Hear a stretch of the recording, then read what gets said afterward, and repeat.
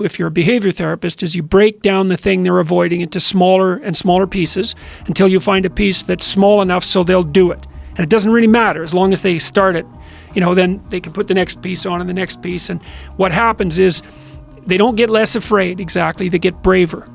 It's like there's more of them. And here's why. So imagine you do something new, and that's informative, right? There's information in the action, and then you can incorporate that information and turn it into a skill and turn it into a transformation of your perceptions. So there's more to you because you've tried something new.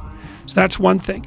But the second thing is, and there's good biological evidence for this now, that if you put yourself in a new situation, then new genes code for new proteins and build new neural structures and new nervous system structures. Same thing happens to some degree when you work out, right? Because your muscles are responding to the load, but your nervous system does that too. So you imagine that there's a lot of potential you locked in your genetic code.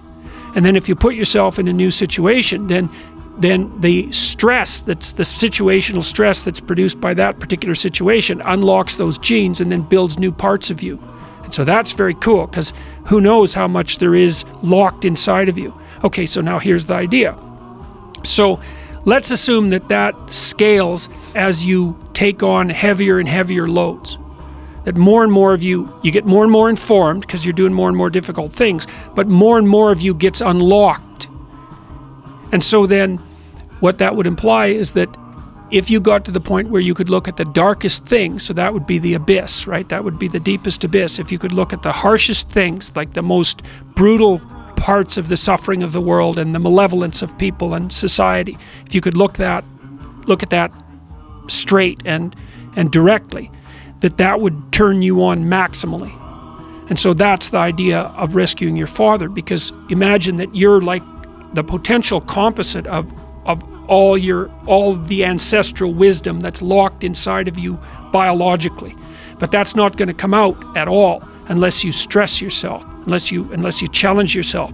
And the bigger the challenge you take on, the more that's going to turn on. And so that as you take on a broader and broader range of challenges and you push yourself harder, then more and more of what you could be turns on, and that's equivalent to transforming yourself into the ancestral father.